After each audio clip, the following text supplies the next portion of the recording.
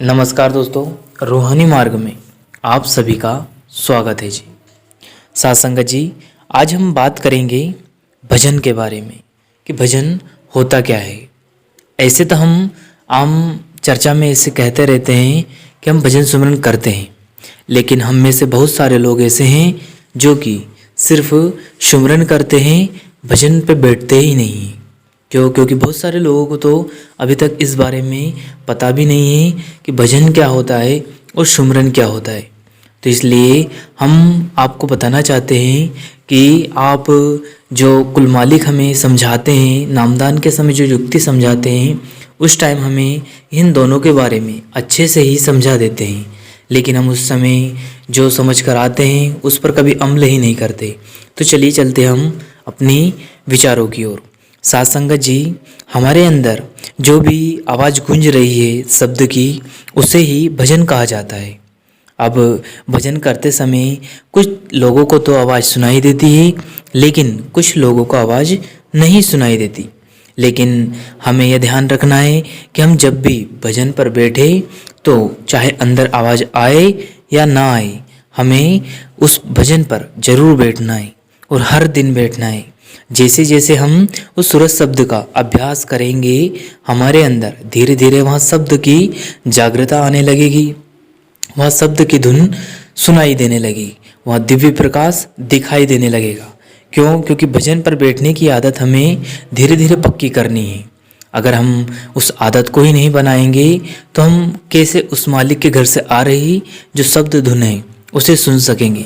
क्योंकि हमारे मन के अंदर ना जाने कितने कर्मों के एक पर्दे जैसे लगे हैं। जिस प्रकार की एक बल्ब पर कोई अगर एक थैले का टाट रख दो, बहुत सारे कपड़ों से ढक दो, तो उस बल्ब की रोशनी कम होती चली जाएगी। ठीक इसी प्रकार अगर हम उनको धीरे धीरे एक एक करके हटाते जाएंगे तो वहाँ उसका प्रकाश सामने आता जाएगा। ठीक इसी प्रकार हमारे मन पर, हमारी आत्मा पर ना जाने कितने जन्मों के यह कर्म के पर्दे चढ़े हुए हैं। अब ये पर्दे उसी टाइम खत्म होंगे जब हम शब्द की धुन सुनेंगे, भजन करेंगे, उस मालिक का दिव्य रूप अंदर देखेंगे। ना जाने हमारे कर्म कितने खराब है, ना जाने हमने कितने जन्मों से कितने खराब कर्म किए, इनका ही हमारे ऊपर पर्दा चढ़ा हुआ है। लेकिन हम जैसे जैसे अभ्यास करते जाएंगे, ये हमारे कर्मों के बोझ, कर्मों के पर्दे धीरे धीरे हटते जाएंगे। और जैसे जैसे ये पर्दे हटते जाएंगे, उस मालिक के घर से जो आ रहा है दिव्य प्रकाश हमें दिखाई देने लगेगा। और उस मालिक के घर से जो आ रही अनहद नाद धीरे धीरे हमें सुनाई देने लगेगी। बस कोशिश यह करना है कि हमें हर वक्त, हर दिन भजन सुमरन को समय जरूर देना है। ध्यान दीजिए जी, आप सुमरन के लिए चाहे 10 मिनट बैठो, 15 मिनट बैठो, या 1 घंटा बैठो, या 2 घंटा बैठो, लेकिन उसके बाद हमें अभ्यास के बाद यह जरूर ध्यान रखना है कि हमें भजन के लिए चाहे 10 मिनट या 15 मिनट जरूर बैठना है। यह हमारा नियम बना लेना है जी। अब हम जैसे ही सुमरन के आसन से हटेंगे तो हम भजन के आसन पर बैठ जाना है जी। और भजन का अभ्यास हमें हर रोज करना है, चाहे हमारे अंदर वह दिव्य प्रकाश दिखाई दे या वह दिव्य धुन सुनाई दे या ना दे, लेकिन हमें अभ्यास नहीं छोड़ना है जी। देखिएगा, एक बात ध्यान रखना, उस मालिक के घर से जो शब्द धुन आ रही है उसको हम अंदर के कानों से सुन सकते हैं। क्योंकि ये बाहर के कान और जो बाहर की आंखें होती है, ये सिर्फ बाहर के ही लोगों को देख सकती है और बाहर की ही धुनें सुन सकती है। लेकिन हमारे अंदर उस कुल मालिक की जो दिव्य धुन 24 घंटे लगातार बज रही है, उसे हम इन कानों से नहीं सुन सकते। उसको सुनने के लिए हमें अपने आप को अंदर जाना होगा और इन कानों को बंद करके और इनका आँखों को बंद करके उस कुल मालिक के दिव्य दर्शन करने होंगे। इसके लिए हमें निरंतर अभ्यास की ज़रूरत है। आप जी धीरे धीरे अभ्यास को 5 से 10 मिनट, 10 से 15 मिनट रोज़ बढ़ाएं। आप सुमरन के बाद 10 से 15 मिनट के लिए भजन पर जरूर बैठे जी।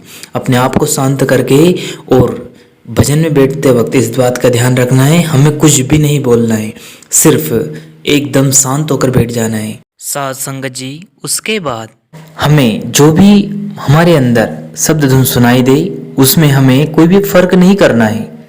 जब हमें कोई भी उस मालिक के घर से आ रही धुन सुनाई देने लगे तो हमें बस उसी पर अपने ध्यान को टिका लेना है और उसे धीरे धीरे धीरे सुनते ही जाना है। आप देखेंगे कि यहाँ हर रोज अभ्यास करते जाएंगे तो आपके मन को उसकी लज्जत आने लगेगी और वह उसका रस लेने लगेगा। तो वह धीरे धीरे वह शुद्ध धुन बिल्कुल क्लियर हो जाएगी और आपको अच्छे से सुनाई देने लगेगी। और ध्यान रखना कि हमारे हुजूर मालिक हमेशा सत्संग में फरमाते रहते हैं कि शब्द कर्म की लेख मिटाए और शब्द शब्द से जात मिलाए।